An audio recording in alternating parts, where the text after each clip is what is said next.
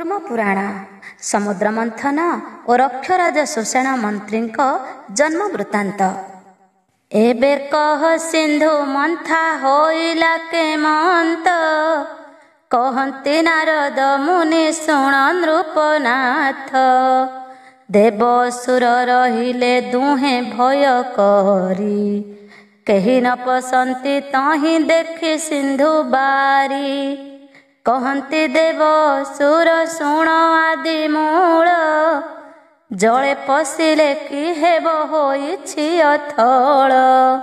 श्री नारायण बोलंती किछि भय नाही, तळकु ओह्लाई आसी रज्जुधर जाई। तुम्भर जान पर्यंत होइब ए जल, बहनरे उठी आस जले अछि स्थल। नारायण वचने आसंती ओह्लाई, पर्वत धरी धरी तर तर जे होई। गोड़ बढ़ान्ते ताहांकु लागिला कष्टल, तहि जले उभा हेले से उभय कूल। वायु को चाही बोलंती प्रभु चक्रधर, बारता पुछा पुछि कि हेला बहु दूर। सेठारे बारता आउ एठार बारता, जणाउथिबु सकल होइन तु ज्ञाता। आज्ञा पाइण संतोष होइला पवन, एणु तेणु बार्ता को दूत प्रभंजन। ब्रह्मा विष्णु महेश्वर आउ दिगपाल, बलिराजन आवर नर महिपाल। एमाने रही अछंती समुद्रर तीर, बारता कहिबाकु जे होइला समीर। इंद्रद्युम्न पचारंती शुण तपोवंत, एते जले स्थल पुणी होइला केमंत। एहा संक्षेपीण मते कह मुनि ब्रह्मा, कहंती जे देव ऋषि शुण इंद्रद्युम्न। कूर्म अवतार हेले देव चक्रधर, 8 लक्ष जुण हेला ताहांक शरीर। गरुड़े थाई डाकंती प्रभु नारायण, गिरि उपरे रहिले जाई सर्वजन। एमंते सिंधु मंथन करिब कि तुम्भे, तले आस भय नाही कहु अछु आम्भे। 1 लक्ष योजन रे रहिला कि गिरि, 7 लक्ष जुण बाकी रहे दंडधारी। जल जंतुंक जीवने रखिबा कारण, तेणु करी 7 लक्ष उगुलिला जान। विशेष समुद्र मंथा होइब जे मन्ते, तहिर अनुरूपरे होइले ते मन्ते। तेणु करी सेमानंकु होइला जे स्थल, कूर्मर पृष्ठरे उभा होइबे सकल। ताहा शुणी महाराजा हेले तो समान, एबे सावधाने शुण मंथन विधान। देवता असुरंकर भय गला जहु, एक कुआर एक पुछा पुछि हंती तहु। देवता माने बोलंती शुण हो दईत, के बण पाख धरिब ओसी आगत। लांज धरिब कि तुम्भे अबा मुंड आड़, ताहा जानिले होइबा सर्वे बाड़ बाड़। असुर बोइले जेउ आड़ हेले आड़े, एक कथा को हेबा पुणी किंपा बाड़े बाड़े। मिशामिशी रे धरिबा द्विपाखे समस्ते, ताहांक वचन शुणी बोइले दैवते। एमंत धइले नाही देव एक मन, पर्वत उपुड़ा प्राय हुओ भिन्न भिन्न। हे असुर तुम्भे माने धर पाखे रही, जे पाख रहिब ताकु धरिबाक जाई। ताहा शुणी न दईते सनमत कले, आंभर मुंड आड़टा होइला बोइले। तुम्भे बेलांज आड़े धर जा देवता, एते कही मुंड आड़े कहिले दईता। ଦେବତା ମାନେ ବୋଇଲେ ତୁମ୍ଭେ ଲାଞ୍ଚ ଧର, ଅସୁର ବୋଇଲେ ଏହା ନୁହଁଇବେ ଭାର। ଶ୍ରୀନାରାୟଣ ବୋଲନ୍ତି ଲାଞ୍ଜ ଧର ଯାଇ, ତହିଁରେ ତ ବିଗୁଣ ଆଉ କିଛି ନାହିଁ। ଅସୁରେ ବୋଇଲେ ଆମ୍ଭେ କଶ୍ୟପର ସୁତ, ବେଦ ବିଦ୍ୟା ପଢୁ ପୁଣି ଜାଣୁ ତପ ମନ୍ତ୍ର।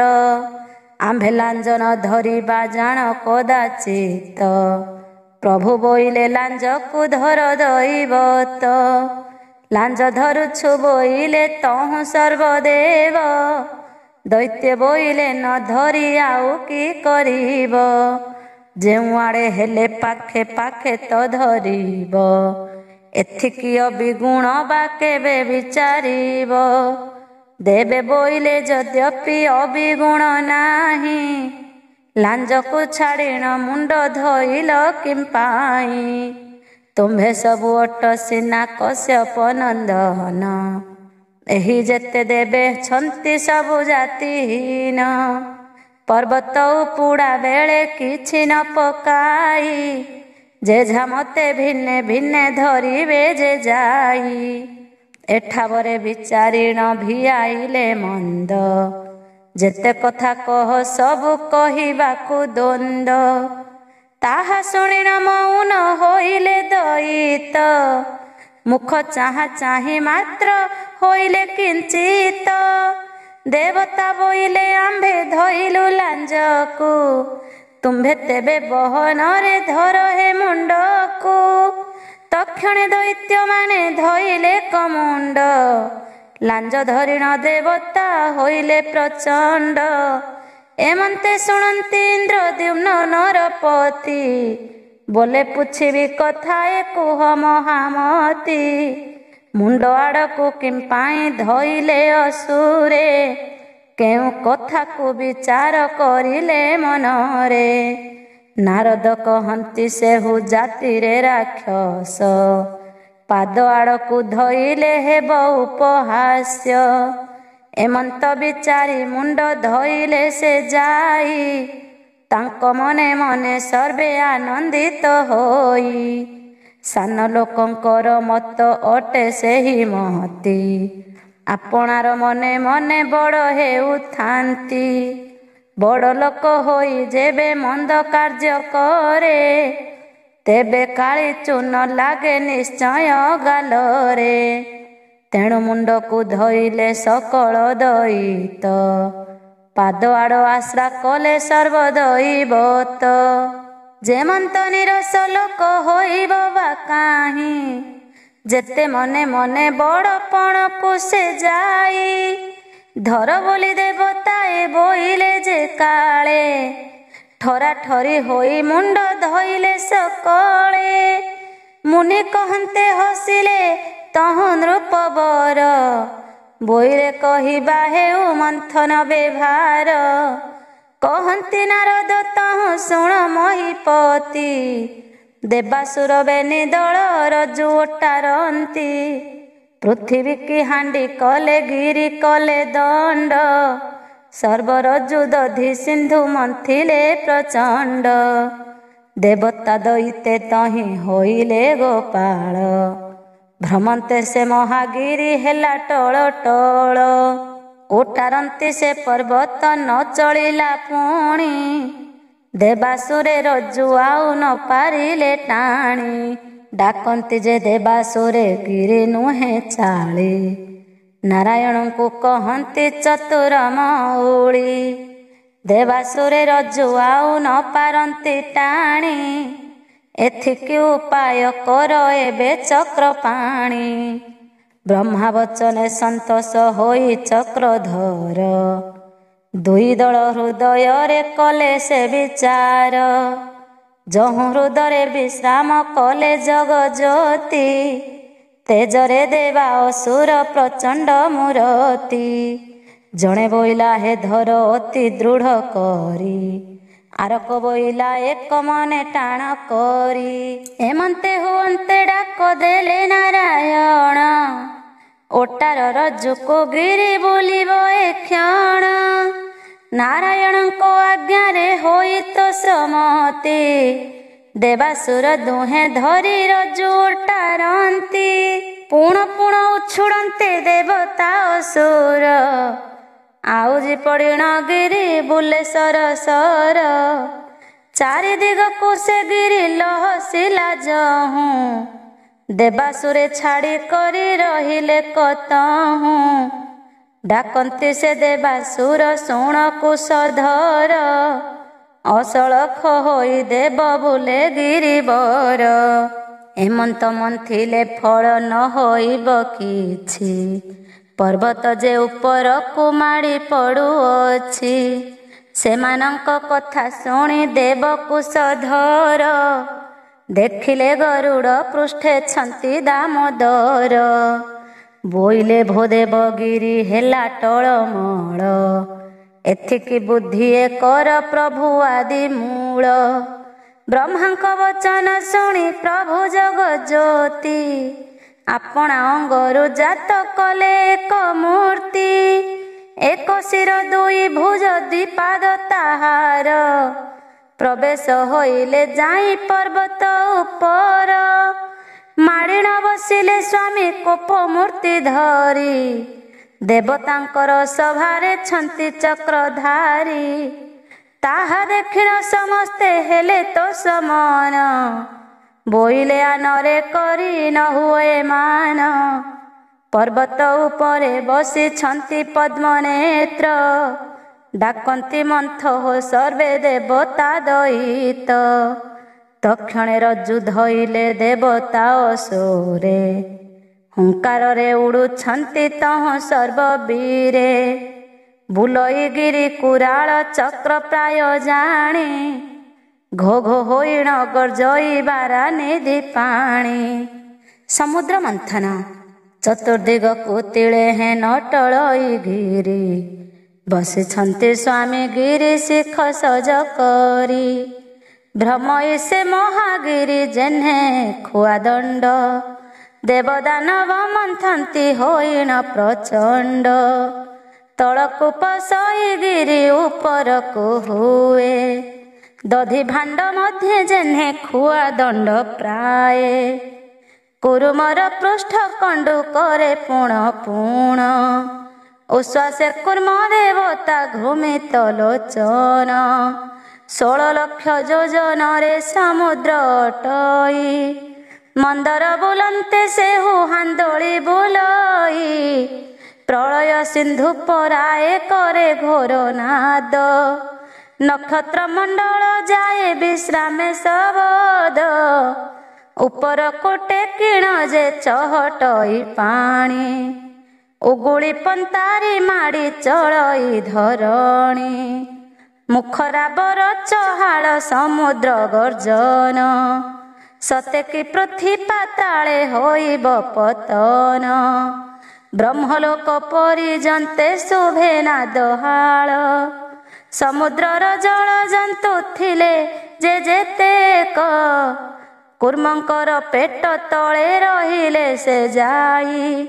ସମୁଦ୍ରର ମହାଜଳ କମ୍ପମାନ ହୋଇ। ଭୟେ ଭାଜି ଗଲେ ସର୍ବ ଜଳ ଜନ୍ତୁ ଗଣେ। ଆଶ୍ରୟ କରିଲେ ଯାଇ କୁର୍ମ ନାରାୟଣେ। ଥୋକେ ସମୁଦ୍ର କୂଳରେ ଆଉଜିଲେ ଯାଇ। ଯେ ଯାହାର ବୈରିକି କାର ଭୟ ନାହିଁ। ଅଲଗା ହୋଇଣ ସର୍ବେ ଅଛନ୍ତି କେବଳ। ମହାଭୟକୁ ପାଇଣ ହୁଅନ୍ତି ବିକଳ। ପାତାଳ ଭୁବନ କମ୍ପେ ମହାଘୋର ନାଦ। ଅନେକ ଦୂରକୁ ବୋଲି ପ୍ରକାଶେ ଶବଦ। ଏକ କୁଆରେ କତହିଁ ଛନ୍ତି କୁହାକୁହି। କାହାରି କଥାକୁ ବୁଝି ନ ପାରନ୍ତି କେହି। ମୁଖରାବ ଶବ୍ଦେ ପୁରୀ ଅଛି ବସୁନ୍ଧରୀ। କର୍ଣ୍ଣ ଟେକିଣ ଶୁଣନ୍ତେ ନ ପାରନ୍ତି ବାରି। ଏଥୁ ଅନନ୍ତରେ ଶୁଣ ଆହେ ମହିପାଳ। ବେନି ଘଡ଼ି ପରିଜନ୍ତେ ମନ୍ଥିଲେ ସେ ଜଳ। ସମସ୍ତଙ୍କର ଶରୀରୁ ଶ୍ରମ ଝାଳ ଗଳି। କିଛି ଜାତ ନ ହେବାରୁ ଦେବତାଏ ଭାଳି। ମନ୍ଥିବାର ଛାଡ଼ି ଦେଇ ରହିଲେ ସମସ୍ତେ। ଉଭା ହୋଇଣ ବ୍ରହ୍ମାଙ୍କୁ ଡାକନ୍ତି ଦୈବତେ। କୂଳକୁ ବହୁତ ଦୂର ଅଛି ଛଡ଼ା ହୋଇ। ପବନ ଦେବ ବାରତା କହେ ଆସି ତହିଁ। ଶୁଣି ପ୍ରଜାପତି ତହୁଁ ବିଚାରିଣ ଚିତ୍ତେ।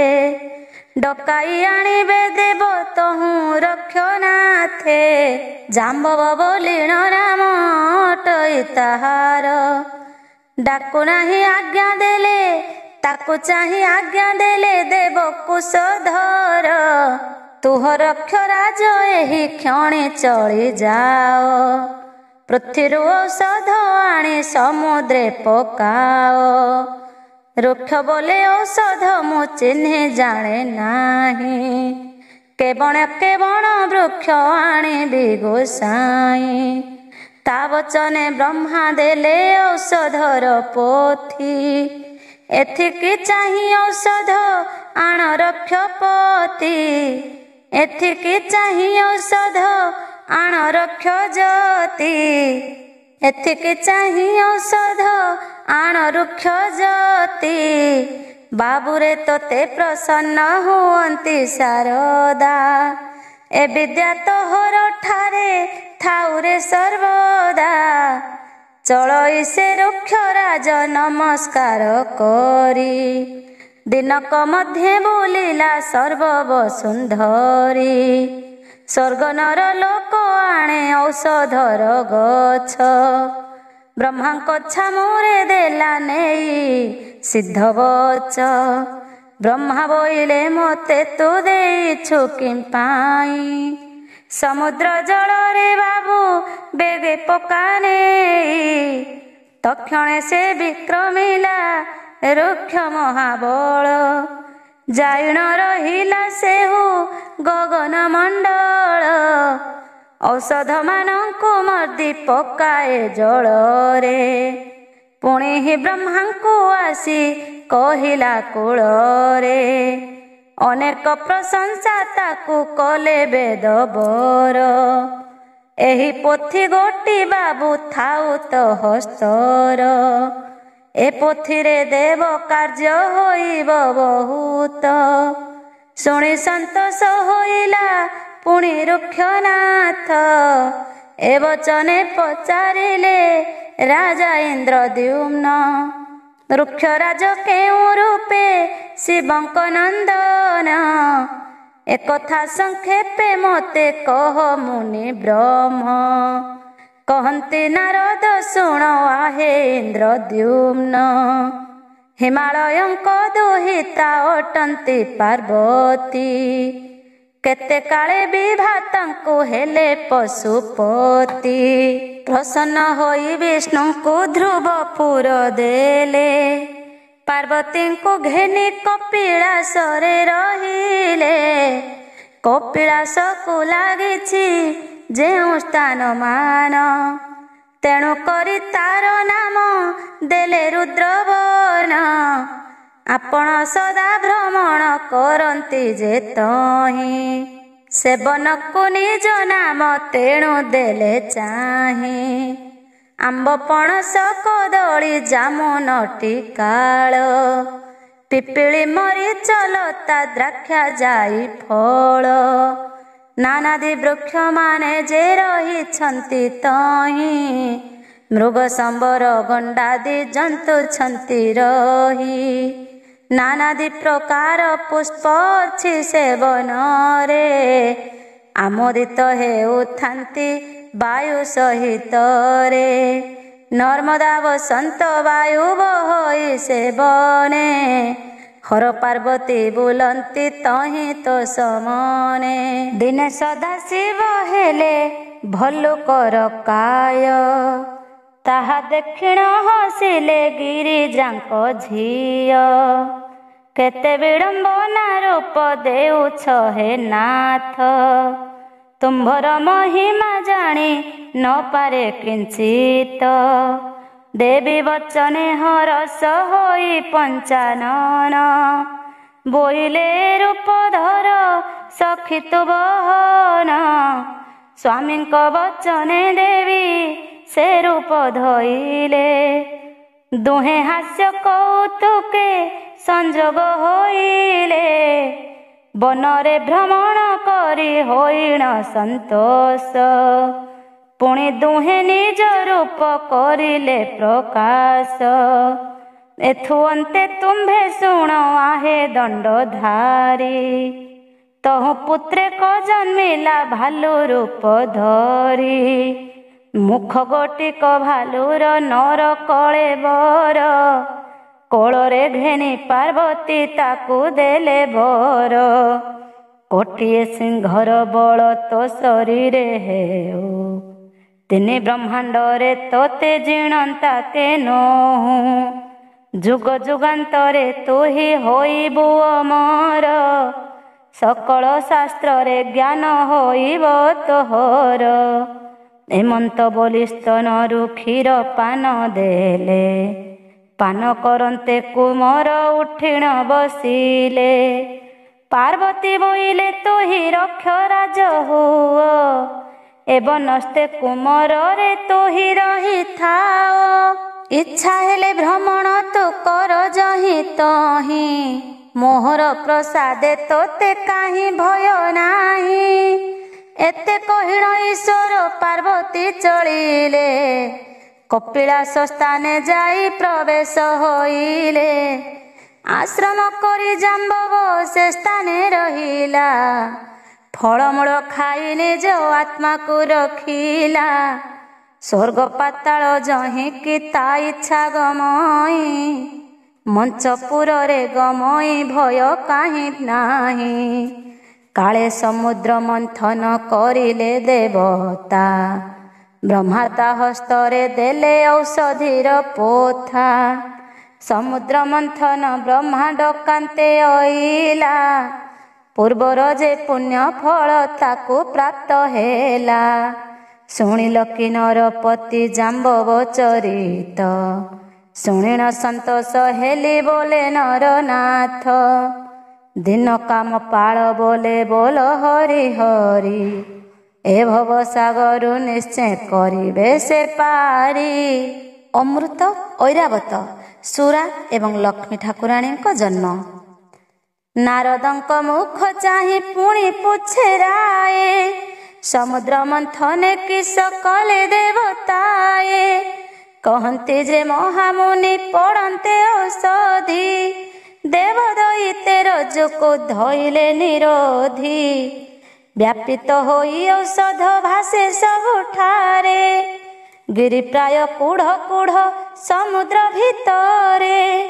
ମନ୍ଥିବାର ଦେବାସୁରେ ପ୍ରଶଂସା କରନ୍ତି। ସାଧୁ ସାଧୁ ଅଟୁ ତୁହି ଆରେ ରକ୍ଷପତି। ଧନ୍ୟ ପରାକ୍ରମ ବହେ ତୋହର ଶରୀର। ଭଲ ଜାଣି ପଠାଇଲେ ତୋତେ କୁଶଧର। ଧନ୍ୟ ତୋହର ଜନମ ଧନ୍ୟ ପିତା ମାତା। ପ୍ରଶଂସା କରନ୍ତି ତହିଁ ଅସୁର ଦେବତା। ଗିରି ସମାନ ଔଷଧ ପଡ଼ନ୍ତେ ଜଳରେ। ମହାବଳେ ବଳିଆର ହେଲେ ସର୍ବବୀରେ। ଓଟାରନ୍ତେ ଭ୍ରମଣ ଯେ କରେ ମହାଗିରି। ମନ୍ଥନ୍ତି ସେ ଦେବାସୁରେ ହୁଙ୍କାର କରି। ଔଷଧରୁ ସୁଅମୃତ ଜନମ ହୋଇଲା। ମନ୍ଦର ଖୁଆ ଦଣ୍ଡ ଯେ ମନ୍ଥି ଜାତ କଲା। ତକ୍ଷଣେ ଅମୃତ ତହୁଁ ହୋଇଲା କଜାତ। ସମୁଦ୍ର ଭାଣ୍ଡରେ ସେହୁ ହୋଇଅଛି ସ୍ଥିତ। ଭାସୁଅଛଇ ଜଳରେ ଚନ୍ଦ୍ର ଜ୍ୟୋତି ଜାଣି। ମୁଖରେ ଘୋଡ଼ା ହୋଇଛି ତାହାର ଢାଙ୍କୁଣୀ। ଦେବତାଏ ଦେଖିଲେ ଯେ ଭାସୁଛି ଜଳରେ। ତହୁଁ ଡାକନ୍ତି ଦେବତା ରୁହରେ ଅସୁରେ। କି ଦ୍ରବ୍ୟ ଜାତ ହୋଇଲା ଦେଖିବାରେ ଆସ। ମନ୍ଥନକୁ ଛାଡ଼ି ଗଲେ ଦେବତା ରାକ୍ଷସ। ତତକ୍ଷଣରେ ଜଳରୁ ଆଣିଲେ ସେ ଛାଣି। ସତ ସୁବର୍ଣ୍ଣ ଭାଣ୍ଡରେ ମୁଦହି ଢାଙ୍କୁଣୀ। ଅସୁର ଫିଟାଇ ଯାନ୍ତେ ଦେବେ କଲେ ନାହିଁ। ଆମ୍ଭେ ମନ୍ଥିବା ସେମାନେ ଦେଖନ୍ତୁ ଫିଟାଇ। ତାହା ଶୁଣିଣ ସୁରେ ସନ୍ତୋଷ ହୋଇଲେ। ବ୍ରହ୍ମାଙ୍କ ଛାମୁରେ ଦେବେ ନେଇ ସମର୍ପିଲେ। ତାକୁ ଦେଖିଣ ସନ୍ତୋଷ ହେଲେ ପ୍ରଜାପତି। ଅମୃତ କୁମ୍ଭକୁ ସେହୁ ଫିଟାଇ ଦେଖନ୍ତି। ଚହଟି ଉଠିଲା ବାସ ପ୍ରଫୁଲ୍ଲିତ କାଏ। ତାହା ଦେଖିଣ ଆନନ୍ଦ ହେଲେ ଦେବତାଏ। ଅମୃତ ବୋଲି ଚିହ୍ନିଲେ ତାକୁ ବେଦବର। ଉବୁରା ପଡ଼ି ଦେଖନ୍ତି ଦେବତା ଅସୁରେ। ଦଣ୍ଡରେ ଲାଗି ଅମୃତ ଭାସଇ ଜଳରେ। ତାକୁ ଛାଣି ଦେବା ସୁରେ ରଖନ୍ତି ଭାଣ୍ଡରେ। ବ୍ରହ୍ମାଙ୍କ ଛାମୁରେ ଦେଲେ ପୁଣି ତାହା ନେଇ। ବୋଇଲେ ଜାତ ହେଲା ନିଅ ହେ ଗୋସାଇଁ। ତକ୍ଷଣେ ତାହା ଘେନିଲେ ଦେବ ପ୍ରଜାପତି। ଏ ମଧ୍ୟ ଅମୃତ ବୋଲି ସର୍ବଙ୍କୁ କହନ୍ତି। ନାଗନର ଦେବ ଆଉ ଯେତେକ ରାକ୍ଷସ। ତାହା ଶୁଣି ବିଷ୍ଣୁ ରୁଦ୍ର ହୋଇଲେ ସନ୍ତୋଷ। ଦୈତ୍ୟ ବୋଲନ୍ତି ଆମ୍ଭଙ୍କୁ ଏ ପଦାର୍ଥ ଦିଅ। ଆଉ ଯାହା ଉପୁଜିବ ପଛେ ତାହା ନିଅ। ବ୍ରହ୍ମା ବୋଇଲେ ମନ୍ତ ଉଚିତ ନୁହଁ। ସମସ୍ତଙ୍କର ଅମୃତ କେମନ୍ତେ ଦେବଇଁ। ଏହି ଅମୃତକୁ ନେଇ କୋଠାରେ ରଖିବା। ଆଉ କି ଉପୁଜିବ ତାହା ହିଁ ଦେଖିବା। ରତ୍ନାଦି ଜନ୍ମିଲେ ବାଣ୍ଟି ନେବା ପରସ୍ପର। ଅମୃତ ଭୁଞ୍ଜିବା ବସି ଦେବତା ଅସୁର। ସବୁ ଜାତ ହେବା ଯାଏ ତୁନି ହୋଇଥାଏ। ଏ ଦ୍ରବ୍ୟ ମୋହର ବୋଲି ଧରା ଧରି ନୁହଁ। ସକଳ ଦ୍ରବ୍ୟ କୋଠରେ ନେଇ ରଖିଥିବା। ବାଣ୍ଟି ନେଲା ବେଳେ ସବୁ ଏକା ବେଳେ ନେବା। ତୁମ୍ଭେ ଆମ୍ଭେ ବେନି ସିନା ଅଧିକାରୀ ଏଥେ। ପୁଣି ଭିନ୍ନ ଭିନ୍ନ କିମ୍ପା କରୁଅଛ ଚିତ୍ତେ। ଯେତେବେଳେ ସବୁ ଦ୍ରବ୍ୟ ହୋଇଲା କଠୋଳ। ଯେମନ୍ତ ବାଣ୍ଟି ନେବା ନ ହୁଅ ବିକଳ। ତାହା ଶୁଣିଣ ସନ୍ତୋଷ ହୋଇଲେ ଦଇତ। ବୋଇଲେ ଅମୃତ ଥାଉ ତୋହର ଗ୍ରତ। ବ୍ରହ୍ମା ବୋଇଲେ ସବୁ ରହିଲା ମଠାଇ। ପୁଣି ମନ୍ଥନ୍ତି ସମୁଦ୍ର ପ୍ରଚଣ୍ଡତା ହୋଇ। ସେହି କ୍ଷଣି ଐରାବତ ହସ୍ତି ହେଲା ଜାତ। ଭାସଇ ଜଳରେ ଯେହ୍ନେ ଶ୍ଵେତ ପର୍ବତ। ରହକେଶ ଜାତ ହେଲା ଡାକନ୍ତି ଦଇତେ। ଧାଇଁ ହସ୍ତିକୁ ଧଇଲେ ଦେବତା ସମସ୍ତେ। ଥୋଡ଼ ହସ୍ତିକୁ ଟେକନ୍ତେ ତାହାଙ୍କୁ ଚିହ୍ନିଲେ। ଥୋଡ଼ ହସ୍ତ ଧରି ତାକୁ ଜଳୁ ଘେନି ଗଲେ। ବ୍ରହ୍ମାଙ୍କ ଛାମୁରେ ନେଇ ଭେଟିଲେ ତକ୍ଷଣି। ଦିଶଇ ସେ ମହାଗଜ ମନ୍ଦରକୁ ଜିଣି। ଶ୍ଵେତ ଶରୀର ଲକ୍ଷଣ ପୂର୍ଣ୍ଣ ତାର କାଏ। ସିନ୍ଧୁର ଜାତ ସେ ହସ୍ତି ଭାସଦେବ ପ୍ରାଏ। ଦକ୍ଷିଣ ସନ୍ତୋଷ ହେଲେ କମଳ ଆସନ। କୋଠରେ ରଖିଲେ ତାକୁ କରିଣ ଯତନ। ପୁନ ପୁନ ମନ୍ଥିଲେ ସେ ସର୍ବ ମହାବୀରା। ତକ୍ଷଣେ ଜାତ ହୋଇଲା ସମୁଦ୍ରରୁ ସୁରା। ରଜତ କୁମ୍ଭରେ ଥାଇ ଭାସଇ ଜଳରେ। ଧାଇଁ ଯାଏଣ ତକ୍ଷଣେ ଧଇଲେ ଅସୁରେ। ବ୍ରହ୍ମାଙ୍କର ସନ୍ନିଧିରେ ତାହା ଦେଲେ ନେଇ। ମୁଦ ଭାଙ୍ଗିଣ ଦେଖନ୍ତି ସାବିତ୍ରୀର ସାଇଁ। ଅମେଧ୍ୟ ପଦାର୍ଥ ସେହୁ ବଡ଼ଇ ଦୁର୍ଗନ୍ଧ। ଟୋପାଏ ଖାଇଲେ ଝାଙ୍କି କରଇ ପ୍ରମାଦ। ଚାରି ବନେ ଯେ ଭକ୍ଷଇ ପତିତ ହୁଅଇ। ଅନ୍ତିମ କାଳରେ ପୁଣି ନରକେ ପଡ଼ଇ ସୁରା ବୋଲିଣ ତାହାକୁ ଅଲଗା ରଖିଲେ। ପୁଣି ଯାଇ ଦେବାସୁରେ ସମୁଦ୍ର ମନ୍ଥିଲେ। ତକ୍ଷଣେ ଜନ୍ମିଲେ ଲକ୍ଷ୍ମୀ ଦେବୀ ମାହେଶ୍ୱରୀ। ଅମୃତ ଭାଣ୍ଡ କାଖରେ ଅଛନ୍ତି ସେ ଧରି। ଦେବ ବାସନାଳଙ୍କାରେ ଅଛନ୍ତି ଭୂଷଣ। ସହସ୍ର ଚନ୍ଦ୍ରମା ଜିଣି ବିକାଶେ କିରଣ। ବେନି ଭୁଜେ ରହିଅଛି ହୀରା ବାହିବେନି। ଶରୀରର ପଟାନ୍ତର ସୁବର୍ଣ୍ଣର ଶାଣୀ। ନୀଳମେଘର ପରାଏ ଦିଶେ କେଡ଼େ ଶୋଭା। ନାସାରେ ରତ୍ନ ବସଣି ଚନ୍ଦ୍ରପ୍ରଭାଭା। ବିମ୍ବ ଫଳ ପ୍ରାୟ ଅଷ୍ଟ ଦନ୍ତ ଗଜମତି। ରୂପକୁ ସରି ନୁହନ୍ତି କୋଟିଏ ପାର୍ବତୀ।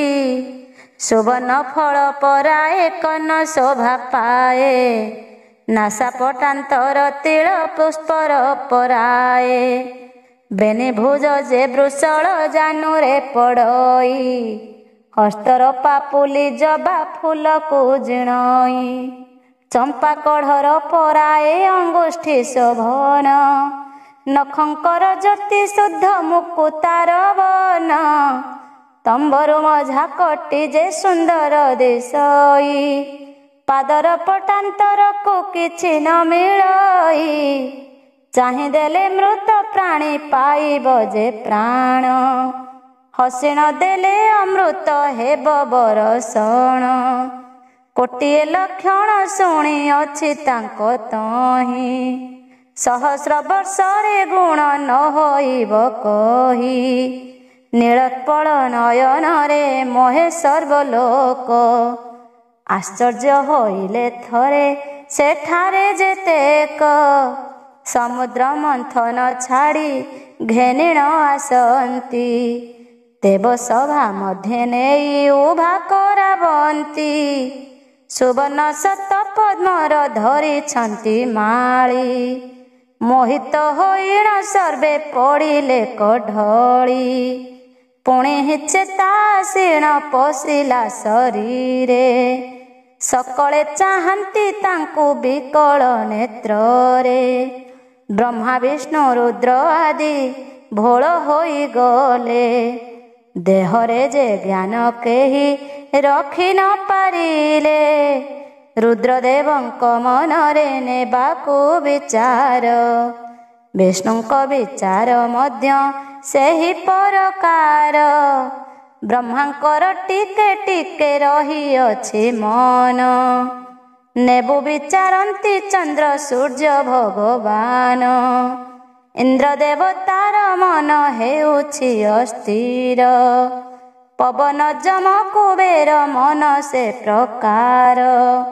ଅସୁରଙ୍କର ବିଚାର ଘେନି ପଳାଇବେ। ଆନନ୍ଦରେ ଦେଖୁଛନ୍ତି ସର୍ବନୃପ ଦେବେ। ତ୍ରିଦଶପୁର ଦେବତା ନାଗ ନର ଆଦି। ସବୁ ରଚିତ ରହିଛି ନାରୀ ରତ୍ନ ନିଧି। ଚାରି ମେଘ ଅଷ୍ଟ ବସୁ ବସୁଦେବ ଛନ୍ତି। ସିଦ୍ଧି ସାଧକରୁ ସିଏ ପୁଣି ନାଗପତି। ସମସ୍ତଙ୍କର ଚିତ୍ତ ଯେ ହୋଇଲା ମୋହିତ। ପଲକନ ପକାଇଣ ଚାହାନ୍ତି ନିରତ। ଭରସି କେହି କାହାକୁ ନ ପାରନ୍ତି କହି। ଅସୁରମାନେ କହନ୍ତି ତହିଁ ରୁଣ୍ଡ ହୋଇ। ଆହେ ଦେବତା ଆମ୍ଭଙ୍କୁ ଏ କନ୍ୟାଟି ଦିଅ। ଯେତେ ଉପୁଜିଛି ସବୁ ତୁମ୍ଭେ ମାନେ ନିଅ। ଆବର ଏଣିକି ପୁଣି ଉପୁଜିବ ଯେତେ। ତାହା ମଧ୍ୟ ସବୁ ନିଅ ଦେଲୁ ତୋ ସଚିତେ। ବ୍ରହ୍ମା ବୋଇଲେ କଥା ଉଚିତ ନୁହଁ। କୋଠରେ ରଖି ନଥିବା ଥାନ୍ତୁ ସେହି ରହି। ଏ ରୂପେ ଦିଆ ନହିବ ଶୁଣ ହେ ଦଇତେ। କହିଲେ ନ ବୁଝ ଦ୍ୱନ୍ଦ୍ୱ ଭିଆଉଛ କେତେ। ସ୍ୱଇଚ୍ଛାରେ ଆବୋରିଲେ କିଏ ତାଙ୍କୁ ଦେବ। ଆମ୍ଭେ ଯାହା କହୁଥାଇ ଶୁଣ ତାହା ସର୍ବ। ଏହି କନ୍ୟାକୁ କୋଠରେ ଆମ୍ଭେ ରଖିଥିବା। ଯାହାକୁ ବରିବ କନ୍ୟା ତାକୁ ସିନା ଦେବା। ଆଉ ତୁମ୍ଭେମାନେ କେହି ଗୋଳ ନ କରିବ। ଯାହାକୁ ତାହାର ମନ ବରିଲେ ସେ ନେବ।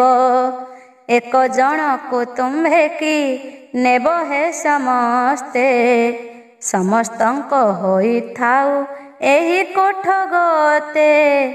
କିଛି ନ ବିଚାରି ସୁଖେ ତୁମ୍ଭେ ରହିଥାଅ। ତୁମ୍ଭ ସବୁଙ୍କୁ କହୁଛୁ ଅଧୈର୍ଯ୍ୟ ନ ହୁଅ। ତାହା ଶୁଣିଣ ସନ୍ତୋଷ ହୋଇଲେ ଦଇତେ। ଲକ୍ଷ୍ମୀଙ୍କ କୋଠରେ ତହିଁ ରଖିଲେ ସମସ୍ତେ। ନାରଦଙ୍କୁ ପଚାରିଲେ ଇନ୍ଦ୍ରଦ୍ୟୁମ୍ନ ନୃପ।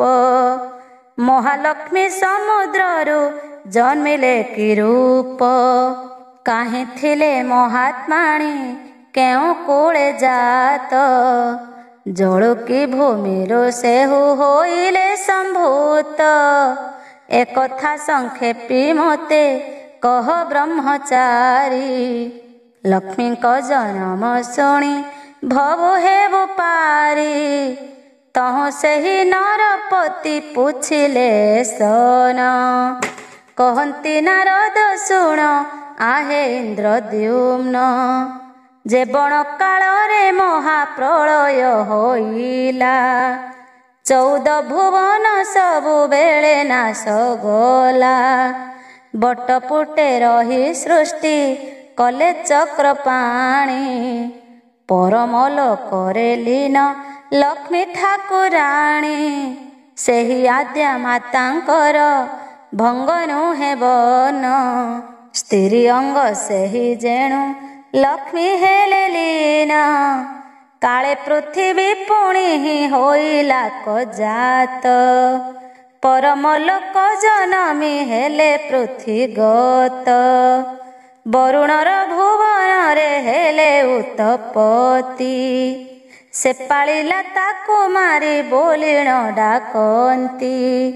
ରତ୍ନମୟ ପୁରୀ ଯେହୁ ସତ ଜୁଣସ୍ଥଳୀ। ସେହି ଗୃହରେ ବଢ଼ିଲେ ସେ ପରମା ବଳି। ସମୁଦ୍ର ମନ୍ଥନ ଯହୁଁ କରିଲେ ଦେବତା। ତାଙ୍କୁ ତିଆରି କହିଲେ ତାଙ୍କ ପିତା ମାତା। ରତ୍ନମାଳାରୁ ଗୋଟିଏ ତାଙ୍କ ହସ୍ତେ ଦେଲେ। ନାରାୟଣଙ୍କୁ ବରିବୁ ପ୍ରକାଶି ବୋଇଲେ। କହିଣ ବରୁଣ ଗଲେ ଦେବତାଙ୍କ ପାଶ। ପିତା ବଚନରେ ଦେବୀ ବୋଇଲେ ପ୍ରକାଶ। ଲୋଭରେ ଦେବତା ମାନେ କାଠେ ରଖିଛନ୍ତି। ନାରାୟଣଙ୍କୁ କରିବେ ଜନ୍ମେ ଜନ୍ମେ ପତି। କୌଣସି କାଳେ ନୁହନ୍ତି ସେହୁ ଯୋନି ଜାତ। ସଦା ଅଯୋନି ସମ୍ଭବା ପୃଥ୍ୱୀ ତାଙ୍କ ମାତ। ପ୍ରଥମ ଜନ୍ମ ତାଙ୍କର ହୋଇଲା କଏହୁ। ପୃଥିବୀ ଅପରୁ ଜନ୍ମ ହୋଇଲେ କସେହୁ। ମୂଳ ମାତା ତାହାଙ୍କର ଅଟେ ବସୁନ୍ଧରୀ। ଜଳୁ ଆସନ୍ତେ ବୋଲନ୍ତି ସିନ୍ଧୁର କୁମାରୀ। ନିଶ୍ଚୟ ସେ ନରପତି ପୃଥ୍ୱୀରୁ ସେ ଜାତ। ଯେ ବଣ ଦିନେ ହେଲା ତା କହିବା ତଦନ୍ତ। ମାଘ ଶୁକ୍ଳ ପଞ୍ଚମୀ ପୁଣି ଗୁରୁବାରେ। ସେଦିନ ସିନ୍ଧୁ ମନ୍ଥିଲେ ସର୍ବଦେବାସୁରେ। ସ୍ୱାତି ନାମ ନକ୍ଷତ୍ର ଯେ ମାହେନ୍ଦ୍ରର ଯୋଗ। ମକର ସଂକ୍ରାନ୍ତି 25 ଦିନ ଭୋଗ। ସେଦିନ ପୂଜା କରନ୍ତି ଯେଉଁ ଯେଉଁ ଜନ। ସକଳ ହୁଏ ସିଦ୍ଧି ବାଞ୍ଛା ହୁଏ ପୂର୍ଣ୍ଣ। ସେହି ଦିନ ମହାଲକ୍ଷ୍ମୀ ହେଲେ ଉତ୍ତପତି। ଆବର ଯହିଁରୁ ଜାତ ହେଉଛନ୍ତି ମୂର୍ତ୍ତି। ମୂର୍ତ୍ତିବନ୍ତ ହୋଇ ହସ୍ତି ଜଳୁ ହେଲା ଜାତ। ପୃଥିବୀ ଜଳ ଔଷଧ ହେଲେ କତ। ଜଳ ପଙ୍କ ନ ଲାଗଇ ନିର୍ମଳତା କାଏ। ଯେମନ୍ତେ ପଙ୍କରୁ ପଦ୍ମ ଜନ୍ମ ହୋଇଥାଏ। ବେଦ ଅନୁକ୍ରମେ ବ୍ରହ୍ମା ଚିନ୍ତା करे ଯାହା। ସମୁଦ୍ର ମନ୍ଥନେ ତେଣେ ଜାତ ହୁଏ ତାହା। ଦୈବର ମାୟା ସବୁ ଅଗୋଚର ସେହୁ। ଶୁଣିଣ ପରମତୋଷ ହେଲେ ନୃପରାହୁ। ଶ୍ରୀହରି ପାଦ ପଦ୍ମରେ ରଖି ଦୃଢ଼ ମନ। କୁର୍ମ ପୁରାଣ ଲେଖଇ କାମ ପାଳହୀନ। ଅଷ୍ଟ ଅପ୍ସରୀ ଚନ୍ଦ୍ର ଓ ଅଷ୍ଟନିଧିଙ୍କର ଜନ୍ମ। ଏଥୁ ଅନନ୍ତରେ ତୁମ୍ଭେ ଶୁଣ ନୃପବର। ସିନ୍ଧୁ ମନ୍ଥିରେ ପୁଣି ଦେବତା ଅସୁର। ଅଷ୍ଟ ଅପ୍ସରୀ ଶୁଣି ହୋଇଲେ ସମ୍ଭୂତ। ତାହାଙ୍କର ଜନ୍ମ ହେଲା ଲକ୍ଷ୍ମୀ ଜନ୍ମ ବ୍ରତ। ଲକ୍ଷ୍ମୀ ପ୍ରାୟ କଦିଶନ୍ତି ସେହୁ ଶୋଭାବନ। ଶରୀରରେ ରତ୍ନମାନ ଚନ୍ଦ୍ରମା ବଦନ। ରତ୍ନ ବସନେ ଭୂଷଣ ସମସ୍ତ ତରୁଣୀ। ସବୁରି ହସ୍ତରେ ଚୁଡ଼ି କୋରଙ୍ଗୀ ନୟନୀ। କଟିରେ କିଙ୍କିଣୀ ପାଦେ ନୂପୁରା ଭରଣ। ନୀଳମେଘର ବିଦ୍ୟୁତ ଜ୍ୟୋତିରୂପ ଜାଣ। କଟି ଦେଶ ଅତି ସରୁ ହୃଦୟ ବିସ୍ତାର। ସୁରଙ୍ଗ ଧର ଦୀର୍ଘ ତାହାଙ୍କର କର।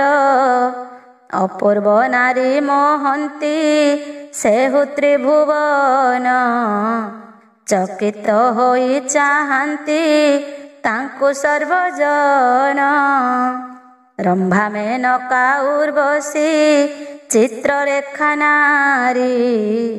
ମୋହିନୀ ମଦନା କାନ୍ତି ଚନ୍ଦ୍ରିକା କୁମାରୀ। ନୀଳେନ୍ଦ୍ରୀ ସ୍ୱରୂପ ଅଷ୍ଟ ଅପସରି ଜାତ। ନେଇ ଦେବାସୁରେ ଦେଲେ ବ୍ରହ୍ମାଙ୍କ ଗ୍ରତ। ତାଙ୍କୁ ଦେଖି ପ୍ରଜାପତି ସନ୍ତୋଷ ହୋଇଲେ। ସେ ଅଶୋକନ୍ୟାଙ୍କୁ ନେଇ କୋଠାରେ ରଖିଲେ। ରୂପ ଅନୁସାରେ ବ୍ରହ୍ମା ତାଙ୍କ ନାମ ଦେଲେ। ପୁଣି ମନ୍ଥ ବୋଲି ଦେବା ସୁରଙ୍କୁ କହିଲେ। ପୁଣି ମନ୍ଥନ୍ତେ ଜଳରେ ଚନ୍ଦ୍ର ହେଲେ ଜାତ। ଶୁଦ୍ଧ ପୁରୁଷ ନିର୍ମଳ ଅଟେ ତାଙ୍କ ଗାତ୍ର।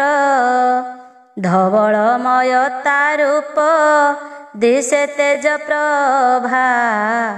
ନୀଳେନ୍ଦ୍ରୀ ଦଳ ଲୋଚନ ସୁଧାଲୟ ଆଭା।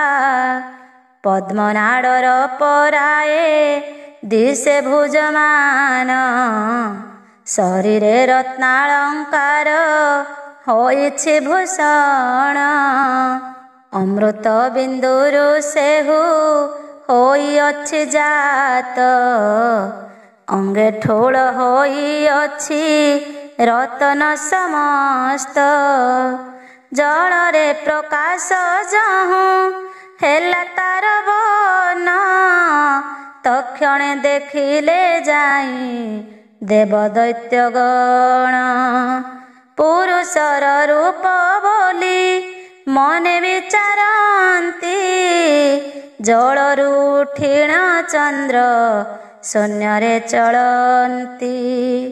ବିମାନ ଗୋଟିକ ରତ୍ନ ଖଟୋଳି ଯେ ଜାଣି।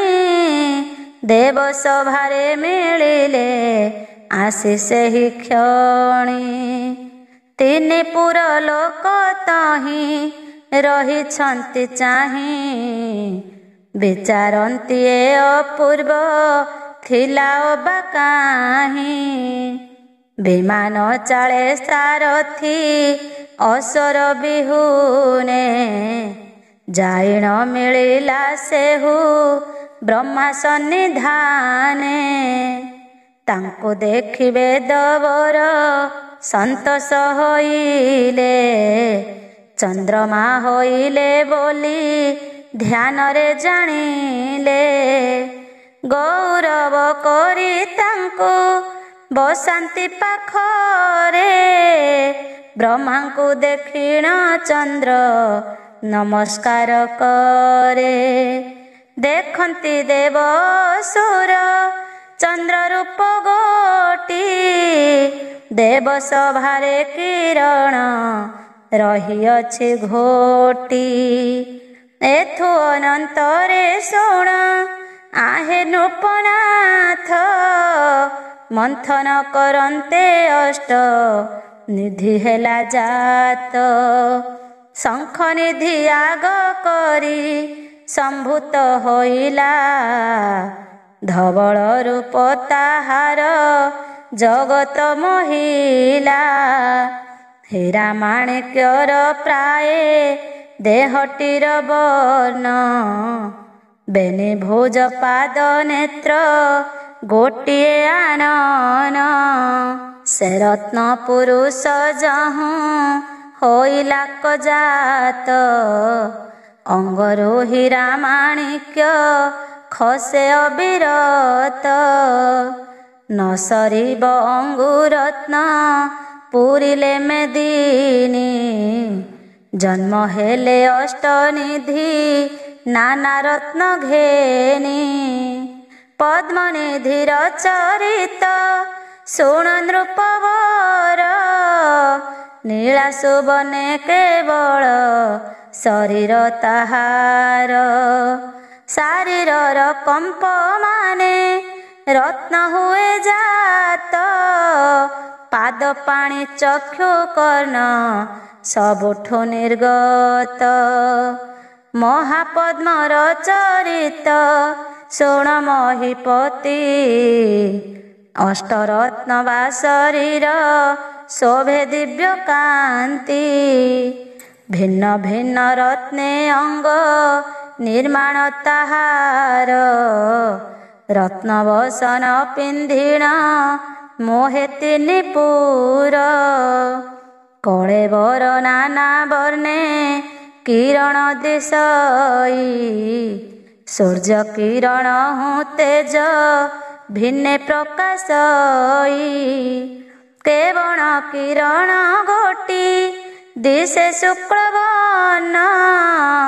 ନୀଳୋତ୍ପଳ ପ୍ରାୟ କେହୁ ବର୍ଣ୍ଣ ଦିଶେ ପୂର୍ଣ୍ଣ। ରକ୍ତ କିରଣ ପରାଏ ଦିଶେ କେଉଁ ଗୋଟି।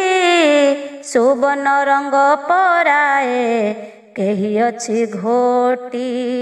ଧୂମ୍ରବର୍ଣ୍ଣ ପରକାରେ କେବଳ କିରଣ। କୃଷ୍ଣବର୍ଣ୍ଣ ହୋଇ ଦିଶେ କେହି କେହି ପୂର୍ଣ୍ଣ। କେବଳ ମଣିର ତେଜ ଶାଗୁଆ ପ୍ରକାର। ଜଳବର୍ଣ୍ଣ ପ୍ରାୟ ତେଜ ଦିଶଇ କାହାର। ହୀରା ନୀଳା ମୋତି ମଣି ସୁବର୍ଣ୍ଣ ପୋହଳା। ବୈଡୂର୍ଯ୍ୟ ମୁକୁତା ଯେ ପୂର୍ଣ୍ଣ ସିନ୍ଧୁ କବଳା। ଅଷ୍ଟ ପ୍ରକାର କିରଣ ତାରଙ୍ଗରେ ଘୋଟି। ଚାହାନ୍ତେ ଅତି ସୁନ୍ଦର ଦିଶୁଅଛି ଫୁଟି। ଅଷ୍ଟ ଜାତି ରତ୍ନ ତାର ଠାରୁ ହେବ ଜାତ। ଅଣିମା ନିଧିର କଥା ଶୁଣ ନରନାଥ। ସୁବର୍ଣ୍ଣରେ ସେ ପୁରୁଷ ଦିଶେ ଶୋଭାବନ। ତାର ପାଦ ପାଣି ମୁଖ ଅଛଇ ନୟନ। ସୁବର୍ଣ୍ଣ ଦୃଷ୍ଟି କରଇ କନକ ପୁରୁଷ। ଗୁଣନିଧି ନାମ ପୁଣ ହୋଇଛି ପ୍ରକାଶ। ସକଳ ତାହାର ଠାରୁ ହୁଏ ଉତ୍ତପନ। ରଙ୍ଗ ଶୁକଳ ପରାଏ ଦିଶେ ତାର ବନ। ଅନନ୍ତ ନିଧିର କଥା ବଡ଼ ଅଲୋକିତ। ଅନେକ ରତ୍ନେ ତା ଦେହ ଦିଶେ ତେଜବନ୍ତ। ନାନା ରତ୍ନ ତା ଶରୀରୁ ଜନମ ହୋଇ। ନାନା ପ୍ରକାର ଜ୍ୟୋତି ପ୍ରକାଶ କରଇ। ମହାପଦ୍ମ ପରକାରେ ଦିଶେ ତାର ଜ୍ୟୋତି। ଅକ୍ଷୟ ନିଧି ଯେ ସେହୁ ହୋଇଛି ଉତ୍ପତ୍ତି। କେବଳ ହିଁ ପଞ୍ଚରତ୍ନ କରେ ବରଷଣ। ସର୍ବଗୁଣ ନିଧି ହୋଇଅଛି ଜନ୍ମ। ସପ୍ତନିଧିଙ୍କ ଶରୀରେ ରତ୍ନ ଅଛି ଯେତେ। ସର୍ବଗୁଣ ନିଧି ଅଙ୍ଗେ ରହିଅଛି ତେତେ। ସତ କିରଣ ତାହାର ଭିନ୍ନ ଭିନ୍ନ ଜ୍ୟୋତି। ନାନା ରତ୍ନ ଜାତ କରି ପୂର୍ଣ୍ଣ କରେ ପୃଥ୍ୱୀ। ରତ୍ନ ଅନୁକ୍ରମେ ସର୍ବ ତେଜ ଏହି ମତି।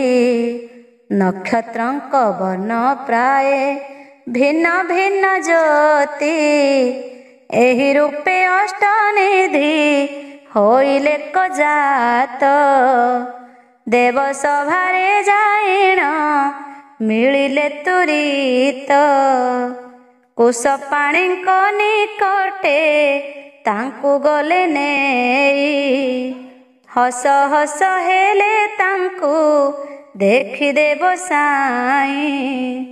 ବୋଇଲେ ପୁରୁଷ ଗଣ ତୁମ୍ଭେ ମାନେ ବସ। ରହିଲେ ସେ ଅଷ୍ଟନିଧି ବ୍ରହ୍ମାଙ୍କର ପାଶ। ରତ୍ନ ପୁରୁଷଙ୍କୁ ଦେଖି ଆନନ୍ଦିତ ମନ। ନିରେଖି ଚାହାନ୍ତି ତାଙ୍କୁ ନଟଳେ ନୟନ। ଦେଖିବା ରତ୍ନ ପୁରୁଷ ପଡ଼ିଗଲା ହୁରି। ତ୍ରିପୁର ଲୋକେ ଦେଖନ୍ତି ଉବୁରା ଉବୁରି। ଦେବାସୁର ନର ତାଙ୍କୁ ଦେଖିଛନ୍ତି ରହି। ଏମନ୍ତ ପୂର୍ବ ମୂର୍ତ୍ତି ଦେଖିଲାର ନାହିଁ। ବ୍ରହ୍ମା ପଚାରନ୍ତି ଶୁଣ ଅଷ୍ଟନିଧି ତୁମ୍ଭେ। ସିନ୍ଧୁ ମନ୍ଥନୁ ତୁମ୍ଭଙ୍କୁ ଜାତ କଲୁ ଆମ୍ଭେ। ମୋର ନାମ ବ୍ରହ୍ମା ଏହି ରୁଦ୍ର ଚକ୍ରଧର। ତୁମ୍ଭ ପାଇଁ ତିନି ପୁର ଲୋକ ଏହି ଠାର। ବ୍ରହ୍ମାଙ୍କ ବଚନ ଅଷ୍ଟ ନିଧି ଶୁଣିଲେ। ବ୍ରହ୍ମା ବିଷ୍ଣୁ ରୁଦ୍ର ପାଦେ ନମସ୍କାର କଲେ। ସର୍ବେ କରୁଣ୍ଡ ହୋଇଛନ୍ତି ସୁରଗଣ। ବ୍ରହ୍ମାଏ ବୋଇଲେ ତୁମ୍ଭେ ନିଧି ଗଣ ଶୁଣ। ଆମ୍ଭଦେବ ଭଣ୍ଡାରରେ ନାହିଁ ରତ୍ନମାନ। ତୁମ୍ଭେ ଅଷ୍ଟନିଧି ଏବେ ହୋଇବ ପ୍ରସନ୍ନ। ଦେବତାଙ୍କର ଭଣ୍ଡାର ପୂରିବ ଯେ ମନ୍ତେ। ସୁଦୟାରେ ରତ୍ନ ବୃଷ୍ଟି କରିବ କେମନ୍ତେ। ତୁମ୍ଭରି ପାଇଁ କି ଆମ୍ଭେ ମନ୍ଥିଲୁ ଏ ଜଳ। ଆମ୍ଭ ଭାଗ୍ୟେ ଜାତ ହୋଇ ମିଳିଲେ ସକଳ। ଯହୁନି ଯେ ପ୍ରଜାପତି କହିଲେ ସନ। ଶୁଣିଣ ସନ୍ତୋଷ ହେଲା ନିଧିଙ୍କର ମନ। ତହୁଁ ନିଧିଏ ବୋଇଲେ ଭାବନା ନ କର। ଦେବ ଭଣ୍ଡାର ତୁମ୍ଭର କେତେକ ମାତର। ରତ୍ନ ପୁରାଇଣ ପାରୁ ଆମ୍ଭେ ନବ ସୃଷ୍ଟି। ମନ କଲେ ରତ୍ନ ଜାତ ହେବ କୋଟି କୋଟି। ଦେବ ଭଣ୍ଡାରେ ଆମ୍ଭଙ୍କୁ ନେଇ ଥୋଇଥିବ। ରତ୍ନ ବହି ଦେଉଥିଲେ କେଭେ ନ ସରିବ। ଶୁଣିଣ ସନ୍ତୋଷ ହେଲା ବ୍ରହ୍ମାଙ୍କର ମନ। ସମସ୍ତେ ଶୁଣିଲେ ରତ୍ନ ପୁରୁଷ ବଚନ। କୁରୂପ ଦେଖିଣ ସମସ୍ତେ ସନ୍ତୋଷ ହୁଅନ୍ତି। ନୟନ ଆନନ୍ଦ ସୁଖେ ଛାଡ଼ି ନ ପାରନ୍ତି। ଅଷ୍ଟନିଧିଙ୍କି ବ୍ରହ୍ମାଏ ଅଷ୍ଟ ନାମ ଦେଲେ। ଲକ୍ଷ୍ମୀଙ୍କର ସନ୍ନିଧିରେ ନେଇ ବସାଇଲେ। ଦେବାସୁର ନରଙ୍କୁ ସେ ଦେଖି ତୋଷ ହୁଅନ୍ତି। ଅପୂର୍ବ ପରାଏ ତାଙ୍କୁ ସମସ୍ତେ ଦିଶନ୍ତି। ନାରଦଙ୍କୁ ପୁଚ୍ଛା କଲେ ପୁଣି ନୃପବର। ସେ ରତ୍ନ ପୁରୁଷ କାହୁଁ ଜାତ ମୁନିବର। ଅପୂର୍ବ ଚରିତ ଏହା ଶୁଣିବି ଶ୍ରବଣେ। କହନ୍ତି ନାରଦ ମୁନି ଯାଉଛି ପୁରାଣେ। ସେ ରତ୍ନ ପୁରୁଷ ପୂର୍ବେ ଜଳେ ହେଲେ ହତ। ସେହି ଜଳୁ ପୁଣି ଏବେ ହୋଇଲେ ସମ୍ଭୂତ। ଯେ ସନେ ଦଧିରୁ ଘୃତ ଜନମ ହୁଅଇ। ତହିଁରେ ଥିବାର ଚିହ୍ନ ବର୍ଣ୍ଣନ ମିଳଇ। ଭାଣ୍ଡରେ ମନ୍ଥିଲେ ଯେହ୍ନେ ହୁଅଇ ସମ୍ଭୂତ। ସମୁଦ୍ର ମନ୍ଥନେ ଯେହ୍ନେ ଘୃତ ପ୍ରାୟ ଜାତ। ନାନା କଳ୍ପ ଠୁଳ ହୋଇ ଜୀବର ସଞ୍ଚାର। ପୃଥିବୀରୁ ଜାତ ହୁଏ ଔଷଧ ପ୍ରକାର। ପୂର୍ବ ବିଧି ଯେଉଁ ରୂପେ ହୁଅନ୍ତି ସେ ଜାତ। ଦେବ ଅନୁକ୍ରମେ ସେ ହୋଇଥାନ୍ତି ବ୍ୟକ୍ତ। ବିଦ୍ରୁମ ସବୁ ସମୁଦ୍ର ମଧ୍ୟୁ ହେଲା ଜାତ। ହୀରା ନୀଳ ମୋତି ଆଦି ହୋଇଲେ ସମ୍ଭୂତ। ବୈଡୂର୍ଯ୍ୟ ହି ଶ୍ରେଷ୍ଠ ଗରୁଡ଼ ଉଦ୍ଗାର। ଏହି ପ୍ରକାରରେ ଜାତ ହେଲେ ଯେ ଯାହାର। ଶଙ୍ଖ ଜୀବ ଗୋଟି ହେଲା ସମୁଦ୍ରରୁ ଜାତ। ମୁକୁତା ତହିଁରୁ ପୁଣ ହୋଇଲା ସମ୍ଭୂତ। ଏମନ୍ତେ ପୃଥିରେ ରତ୍ନ ଜାତ ହେଲା ସର୍ବ। କହନ୍ତି ନାରଦ ଶୁଣ ଆହେ ନୃପଦେବ। ସବୁ ରତ୍ନ ପୃଥିବୀର ମଧ୍ୟ ଗତେ ଥିଲେ। ସମୁଦ୍ର ମନ୍ଥନେ ଜଳୁ ବାହାର ହୋଇଲେ। ଯେମନ୍ତ ଗଭୀର ଜଳେ ମୀନ ରହିଥାଇ। ଖୋଜିଲେ ସହଜେ ସେ କି ପ୍ରାପ୍ତ ହୁଅଇ। ସେହିପରି ରତ୍ନ ରାଜି ସମୁଦ୍ରେ ଲୁଚିଛି।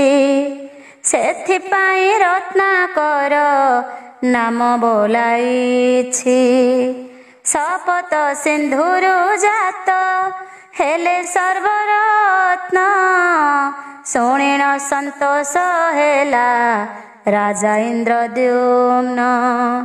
ବୋଇଲେ ଶୁଣିଲ ଏବେ ରତ୍ନଜାତ କଥା। ମନ୍ଥନରୁ ଆଉ କିସ ପାଇବେ ଦେବତା।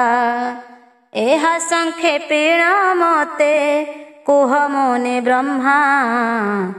କହନ୍ତି ନାରଦ ମୁନି ଶୁଣ ଇନ୍ଦ୍ରଦ୍ୟୁମ୍ନ। ଉଚ୍ଚୈଶ୍ରବ ଆଦି ସପ୍ତ ଅଶ୍ଵ ଅଷ୍ଟରତ୍ନ ପାରିଜାତ ସୁମନ୍ତ କମଣି ସିଂହନାଦ ପୁଷ୍ପକ ବିମାନ ନନ୍ଦିଘୋଷ।